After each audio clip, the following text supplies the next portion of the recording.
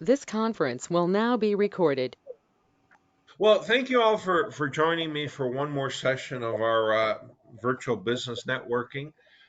Today we have a new person with us, Rob Kogan. But Rob, and just for everybody else listening to the recording, we'll do three parts to this meeting. The first part is everybody will take a minute or two to introduce themselves, say what they do, where they are geographically, maybe what a good referral would be. The second part of the meeting is a lot of times these introductions trigger some questions or some interactions, so we'll do that. And then the third part of the meeting, we'll open it up for just general discussion, general conversation of business topics. That are of relevance. And Patrick and I were just kind of briefly touching on one of them before we officially kicked off the meeting here. But we'll do it with everybody and a little bit more structured. And my goal is to get everybody out of here sometime between 45 to 55 minutes after the hour. I know probably a lot of you have back to back Zoom meetings like this or other meetings or just email. So anyway, with that quick introduction out of the way, oh, and please put your contact information in the chat because later tonight I'll send out a link to the recording on YouTube, and I'll also attach whatever you put in the chat. So if people want to have follow up one-on-one meetings or anything else, they know how to find you. Um, so, Where's the chat further ado, button? and Patrick and I are old school gentlemen. We will start with ladies first.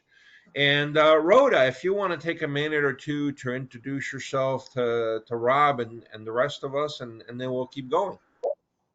Hi, Rob, and the rest of you. Um, I am I am Rhoda Israelov, and I live in Indianapolis, Indiana, in the center of the country. And my business is called Say It For You. We are a team of ghost writers, and we write what you read when you go on the websites of our clients. And right now, I am particularly looking for a client in the transportation business. So, especially one that's trying to recruit drivers. Every day I read news about drivers are quitting. You know, we can't deliver the packages, we can't this, we can't that. Truckers. So, if you know of a firm that does either moving or trucking, I am very interested in getting them as a client. Okay, perfect. Thank you very much. Um, I have a question for you, but we'll finish the introductions first. So, Patrick, do you want to take a minute or two to introduce yourself, please? Yeah, hello everybody. It's good to be here, and my name is Patrick O'Flynn, as you can see, and I'm coming to you from the west of Ireland. It's about 3 satellite hops around the world, and the technology now means that distance is dead. It's absolutely incredible, and I'm in a space that is becoming more and more important. It's about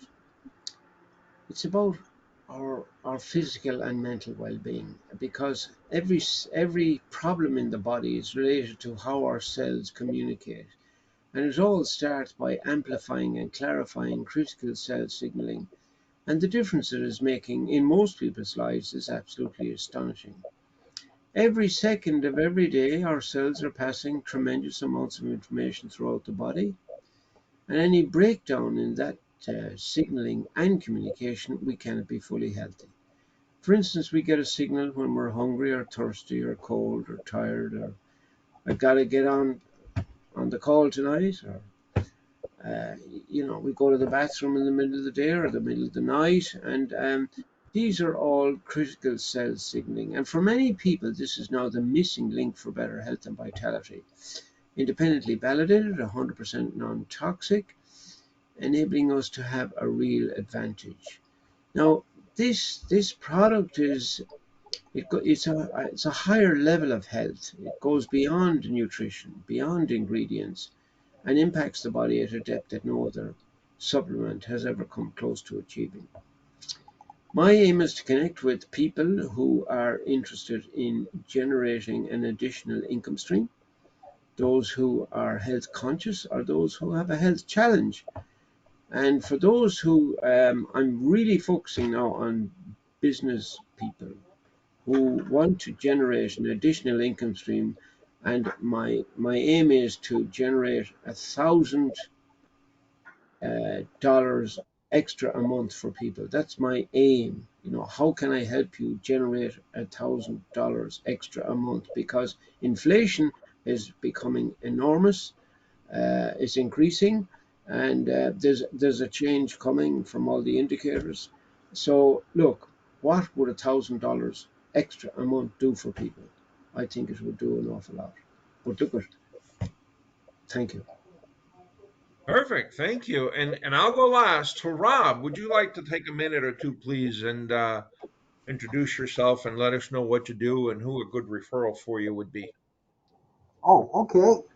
Um, well, I'm Robert Kogan. I call my law firm Continuum Law, and we are based in downtown San Diego, but work with people everywhere.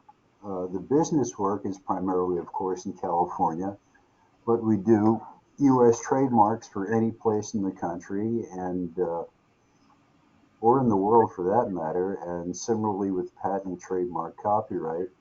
We also assist companies from elsewhere doing business in the United States. And people like to work with us because we do really good work. And we don't take ourselves too seriously, but we always take the work very seriously. And folks like us because we're really, really nice. Um, and the background is the car I had in 1969. It's a 1956 Jaguar XK140 drop bed coupe, and it was fun. I mean, Jaguars were great. I don't know if the reliability is improved.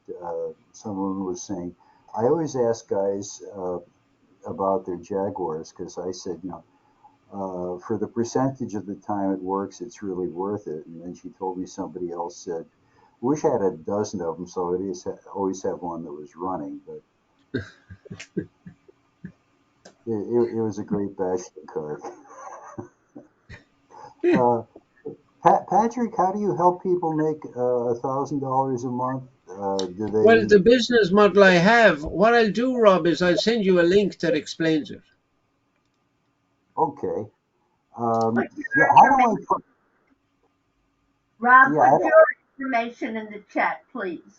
Okay. Where's the button for the chat? I haven't done Up this on the software. top of your screen on the right, there's like a little dialogue box, like a little white thing. And that's, click on that. Oh, where it says chat. How about that? Okay. Yep. And you'll see. I think you see the stuff that was put on there previously. I'm not sure, but I think you'll be able Yes, to I see see it. everything that we've put on there. Okay. Okay, Yep. I got my stuff up there. Whole Yep. story. Oh, yeah, you Yeah. You have. see Yeah. it. I see it. Thanks, Rob. Oh, yeah, Yep. and I also do due diligence and trademark work for folks like Sal.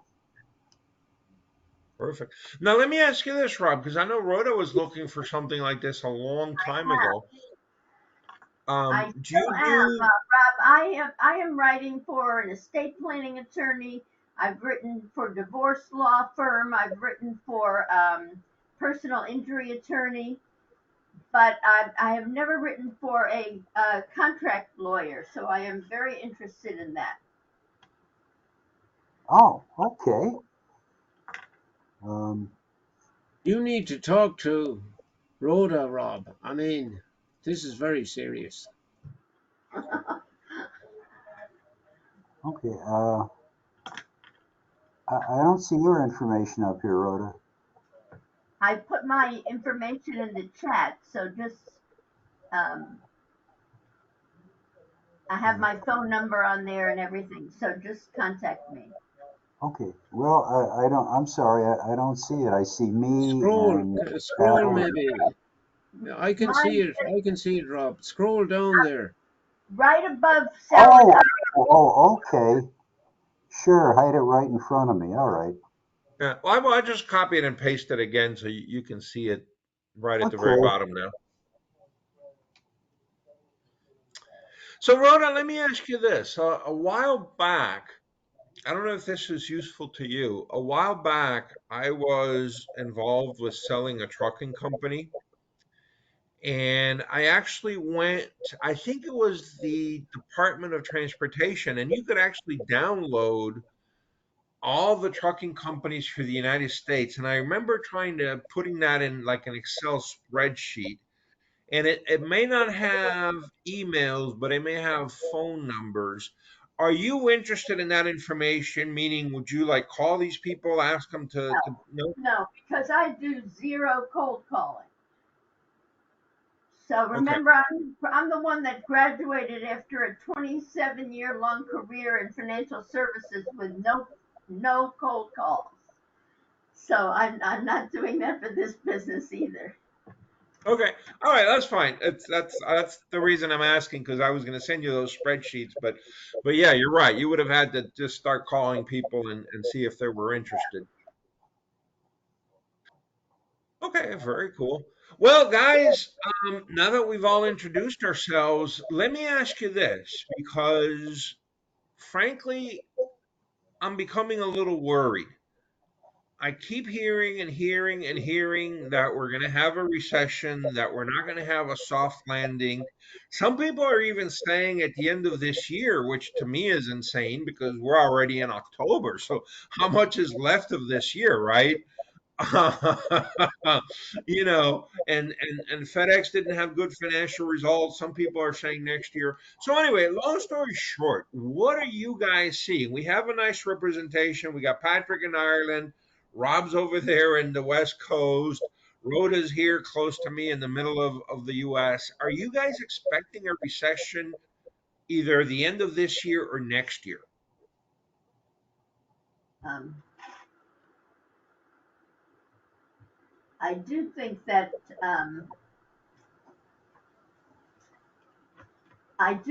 we are going to have a hard time because prices are not coming down, and companies are going to be forced to lay off workers. They just plain are. And if that happens, then that's going to create a recession. Well, why are we in a situation where Britain, they have the new Prime Minister Liz Truss and her financial secretary. They decided they would borrow more money, and the bond markets, which we know are very linked to when governments owe money, and the bond markets decide in the end of the day, hey, you're going too far, we don't like you anymore, da da da da da. But then the British government say, well, look, there are 1.5 million jobs out there that people are not taking up. So um, I don't know what to think. But Rhoda makes a very good point. When if companies start letting go people, that's a real indicator. That's a real indicator. But the price of energy, you see, and all that kind of stuff. Well, but let me say this, and I was actually looking at this article, and I'm probably going to end up posting it on my LinkedIn account later today.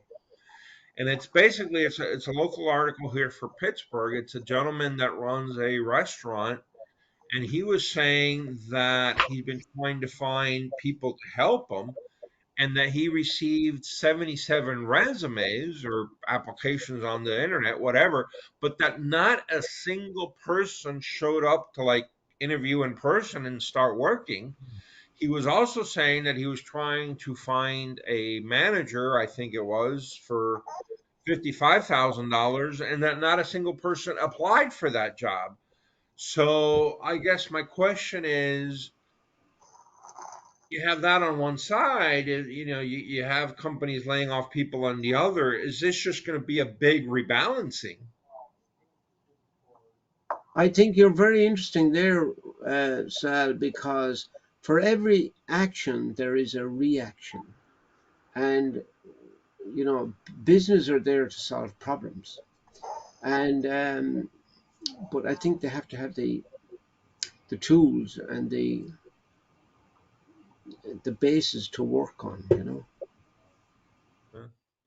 Rob, let me ask you this, because you're obviously connected to clients, in California, San Diego, maybe even elsewhere.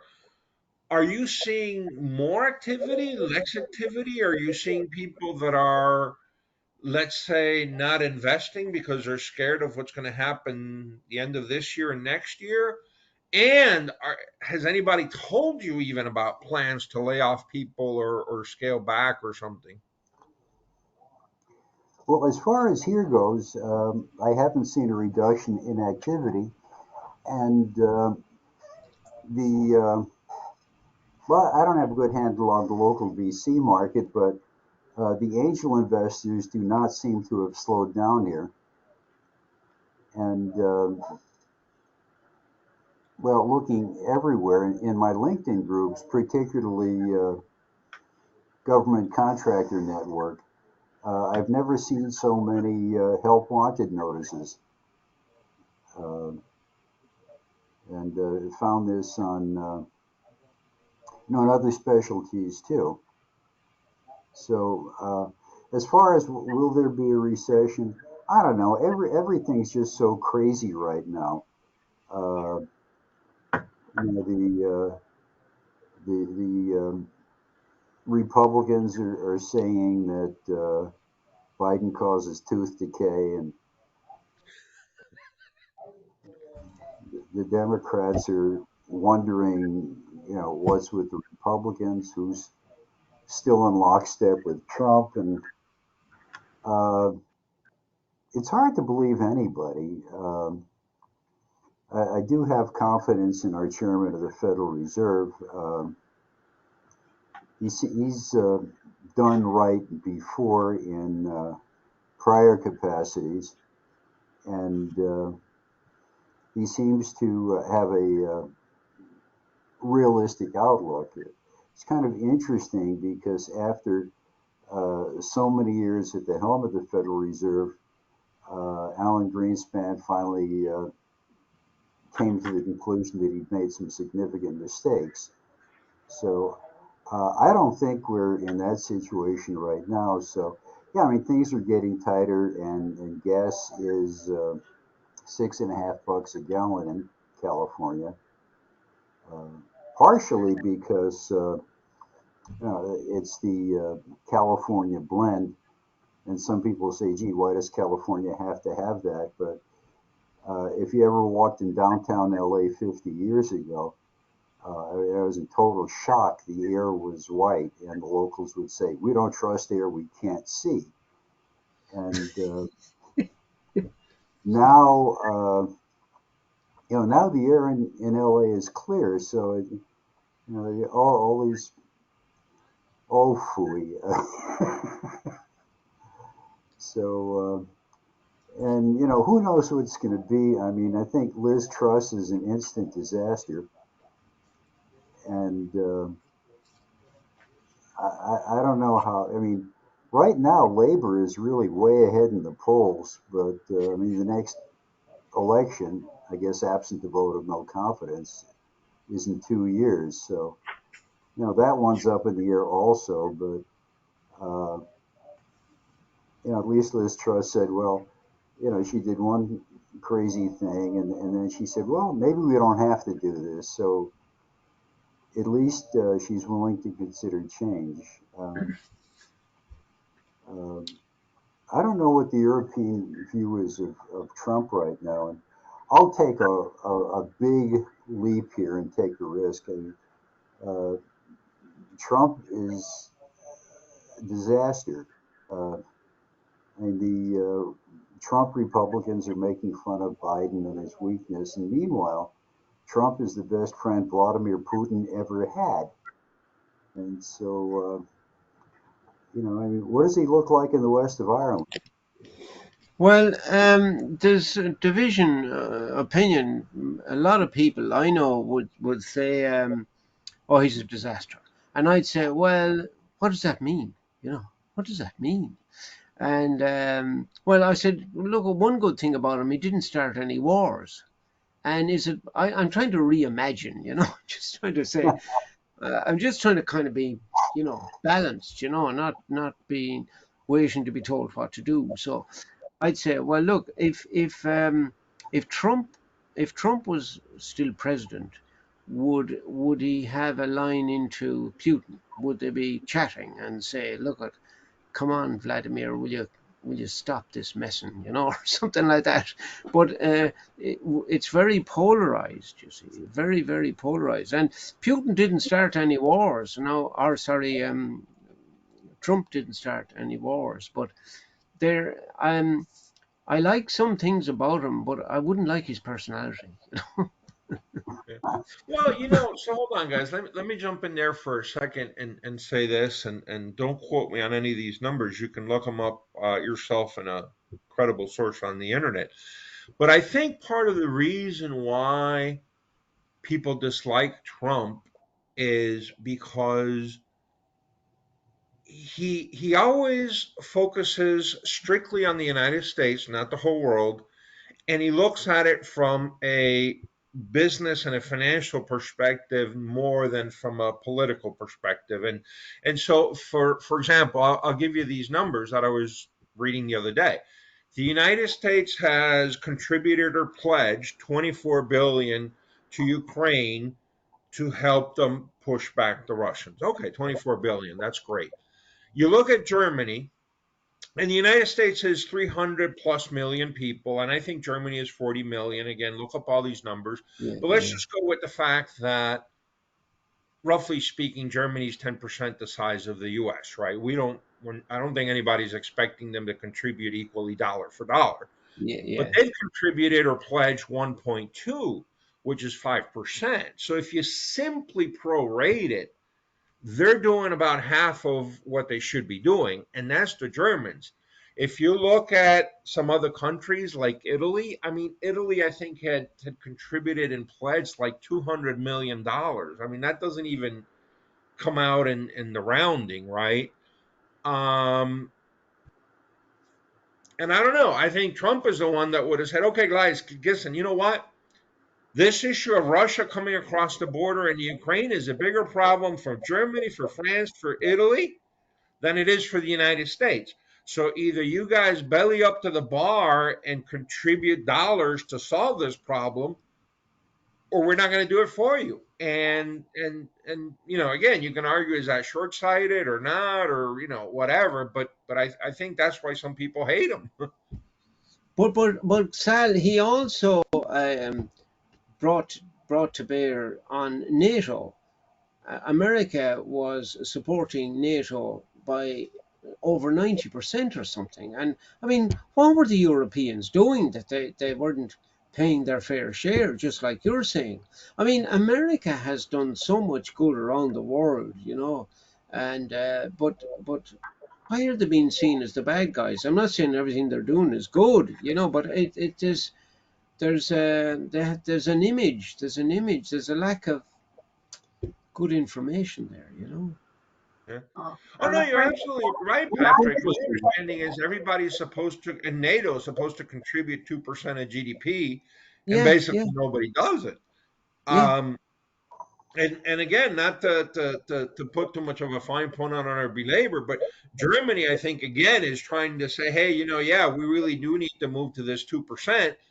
But by the way, my issue is, okay, fine, they moved to 2% now. Are you ever going to pay your arrears?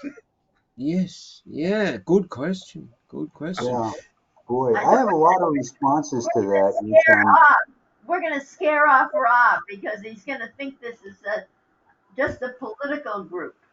well, no, as a matter of fact, I started it. So I can't really complain here.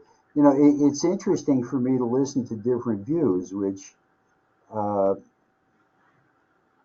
well, I'm not going to mention the different views because then I'd prolong this. But you know, I started it, so I'm not going to be scared off. And frankly, I'm just amazed by some of the rationales I hear for uh, points that I don't agree with. Um, you know, but I will mention very briefly, and I hope I don't start something over again. But Trump has said things like Putin's a genius, and I mean, if Trump were in right now, I think Ukraine would be totally occupied by Russia. I mean, I don't know what there's some evidence. I don't know how good it is that Trump owes Russia a lot of money, but there's evidence that, well, I mean, as I said, when Russia annexed the Crimea, the Europeans threw them out of the G7, and Trump was standing there saying, "Let Russia back in." And so I think he's really been much too favorable to Russia. And you know, if we got to pay 24 billion and nobody else pays, still an awful lot cheaper than having war with Russia. I think that he also wanted to keep, they say, keep your friends, keep your enemies closer than your friends and watch Yeah. over them. And I think there was that element too. But back to back to Sal's question about recession, we simply do not have the funds to have an open border. Whether you agree we should or we shouldn't, we don't have the money to do that. It's like if you're struggling yourself, you can't take in, a whole family and support them. And that's what we're doing. We're taking in a family to support for every family that we have almost. So we can't do it. So these policies, and at the same time trying to convert us away from oil, was done too dramatically fast instead of in stages. And so all these things are happening at the same time. So that's why I'm unfortunately afraid that we are going to have a recession. Yeah. And by the way, just to real quick to maybe piggyback a little bit on Rhoda's point. Traditionally, these meetings are business related, right? That's our sort of focus or charter for these meetings. But unfortunately, sometimes it's a little bit hard to separate politics for business because politics impacts business and business impacts politics. But we usually try to keep it more focused on business. Once again, I apologize. I feel like this was my fault. No, Rob, we look at we need this energy, Rob. Your energy is good, for God's sake. Oh yeah, no, absolutely. Let me tell you, on the flip side is we don't shy away from any topic, and the funny thing is, in the past we've had some controversial topics, and the interesting thing to me is after the meeting, I actually sometimes get little emails from people saying, "Oh, Sal, that was a controversial topic, but I'm glad people addressed it and they were respectful. They presented their points. They listened to other people, whatever." So, we don't really shy away from anything. Um, but Well, yeah, let that's me the let me nice just thing, you know. With all the polarization, you know, most people don't respect or listen to the other side. So, yeah, I mean, exchanging views here, I think, is quite civilized. Hmm. That's But how true. are we going to enable Putin to come out of this with dignity? I mean, in the Second World War, the Allies were very smart in relation to Yeah. Hirohito in Japan. They left him there as an icon, as a representative. You know, that was really smart. So, what are the UN doing? What's going on? You know, what can Putin come out of this with dignity? And if he can't, what's going to happen? Yeah. well, I think you just hit the nail on the head, but that's exactly the problem. I can't think of well, so let me say this. if the Ukraine is dead set, which it seems like it is, on reclaiming all of its territory, including, for example, Crimea and including, the Donbass, everything, you're right. There is no way to allow him to save face, to use kind of a little bit of a Chinese a phrase there. Yeah, how does he save face if he gives back all the territory? I have no clue. You tell me, or Rhoda, or Rob, or anybody. I don't know.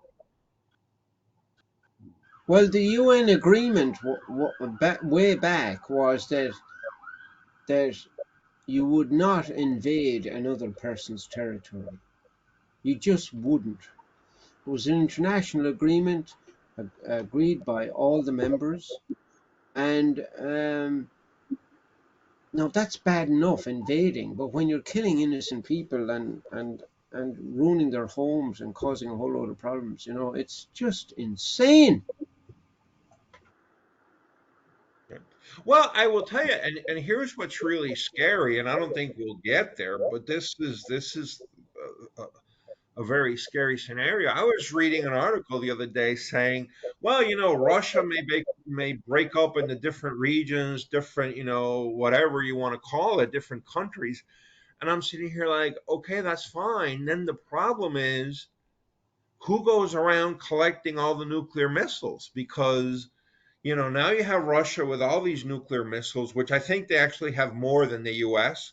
Let's assume they're all in working condition. That's another thing, but okay, fine. Um, but then how do you collect all these things? How do you manage them? How do you just from a maintenance perspective keep them, protected, so to speak? Hmm.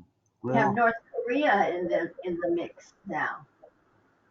yeah, I mean, that's what Reagan tried to do, set up some kind of regime for that.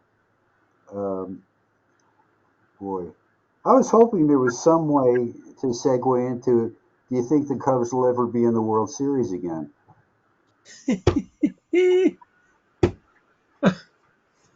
Why not? Yeah. No, because they got good after many, many years. Because, I don't know, it was a while back, there was this song called Cub Fans Last Prayer, and the guy's on his deathbed, and he's saying to his friends, I feel sorry to you. I feel sorry for you. I'm going to see the Angels play, and you're stuck here with the Cubs. Yep. Huh.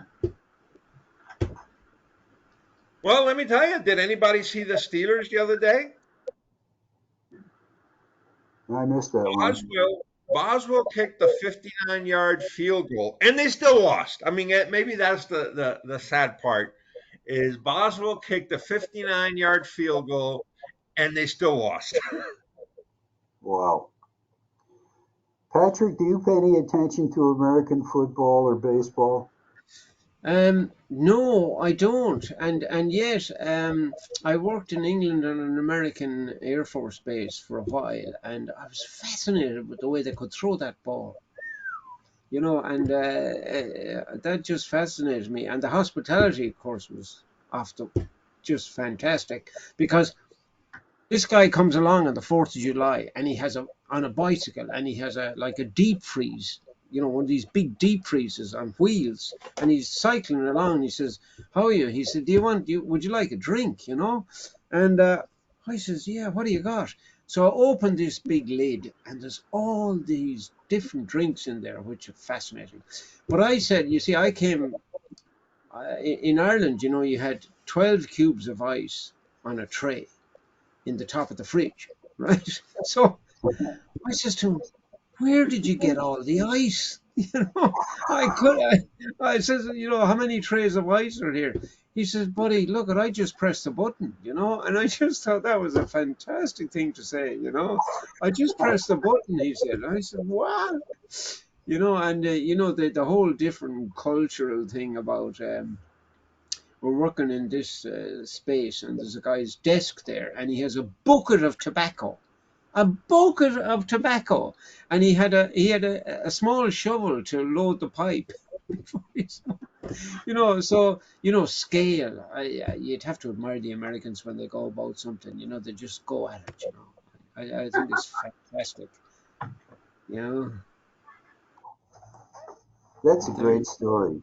Oh, by the way, speaking of stories, would it surprise you, Patrick, if I told you that I spoke to Lord Mayor Briscoe?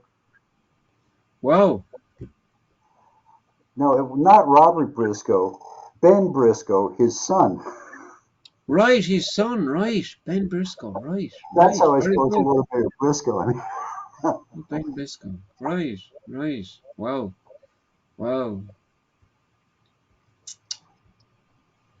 Now, Patrick, oh, I didn't know this. You worked at a U.S. Air Force, Yeah, the well, base? no, I was a civilian there. They seconded their telecommunications to the national uh, provider, which was like AT&T at one stage. You know, they provided everything, I believe, in America. So we were we were working on this airbase. There were no airplanes. It was all underground and a nice landscape on the top, you know, on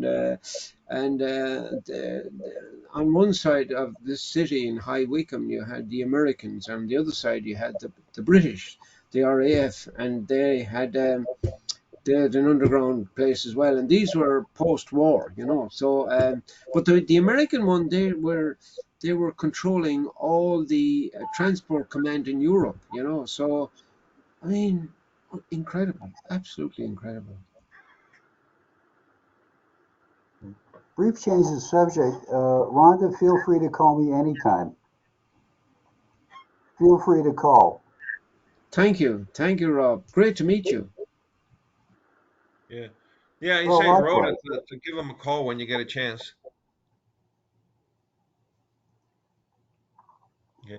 Well, guys, we're approaching 2:41 here, and then, like I said, I want to get everybody out about somewhere between 2:45 and 2:55. So we touch a lot of topics that have been real interesting, from politics to recession to the border. Um, any one last thing anybody wants to talk about before we disband for today? Yes, I want to say that while the world economy, the national economy, but the our economy, our individual economy, is the real economy. Hmm. Well, here, you set me up for something I was going to say a while back, and these is why all these numbers and all these statistics are so tricky, because people look at the price of gasoline, okay, and Rob was saying it's over $6 over there on the West Coast. I can say over here, the last I saw just a day or two ago was like 339. It used to be normally about 299, and it did spike up to, I don't know, maybe $4 when things were really bad. But on the other hand, I can tell you two things. One goes further back, but okay, it's to me it's still a big impact with GPS.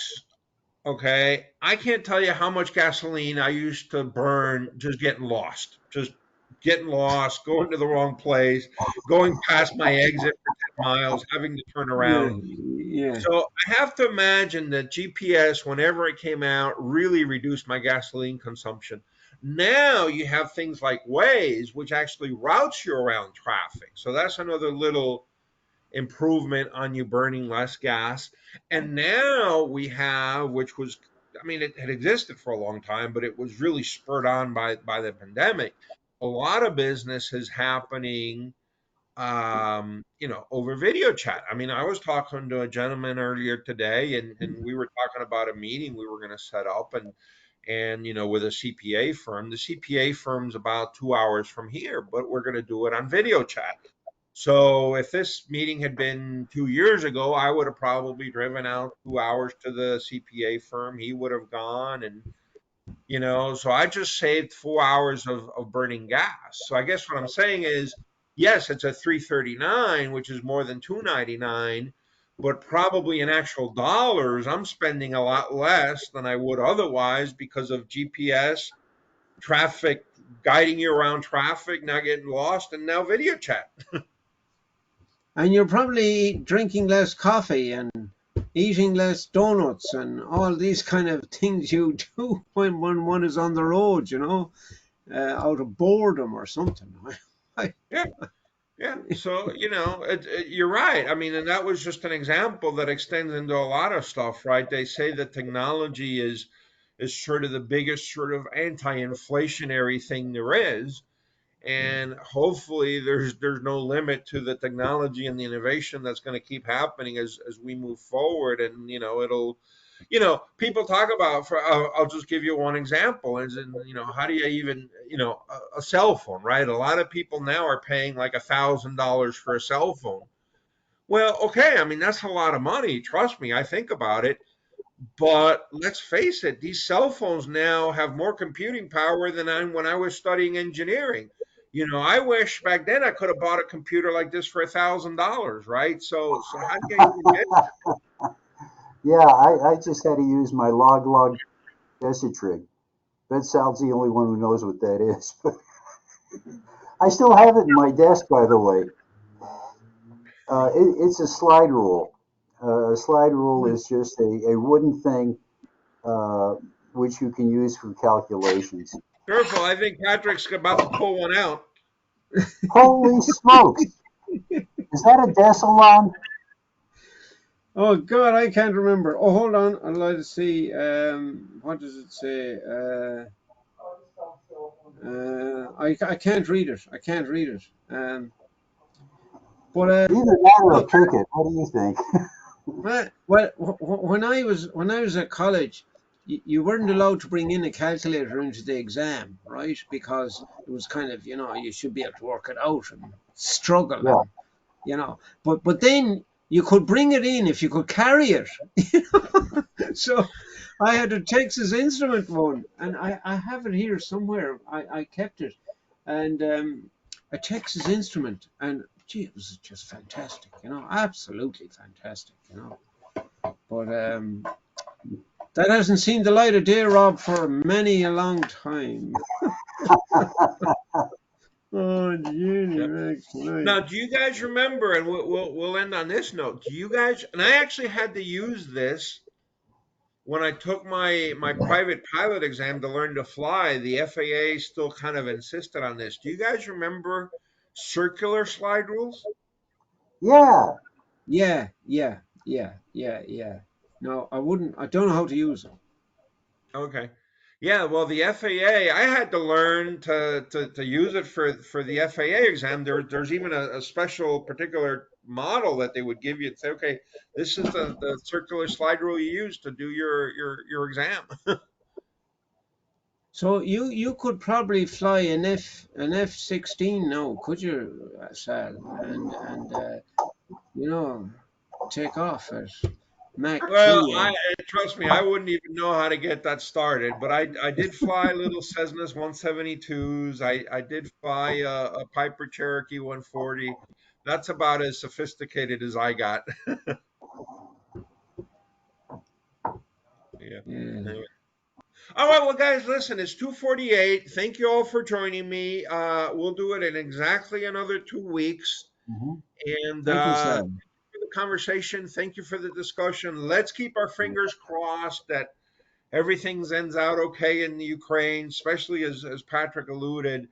The civilians are just getting wrapped up in this, and it's absolutely terrible. And frankly, even the ones that were able to escape, they have nothing to come back to. I mean, some of those places are literally rubble. So you have to feel bad for those guys. And let's hope we don't go into a recession. And let's hope it's as smooth sailing as possible for the rest of this year and next year. And in the meantime, I'll see everybody in 2 weeks. I'll send out the video on YouTube.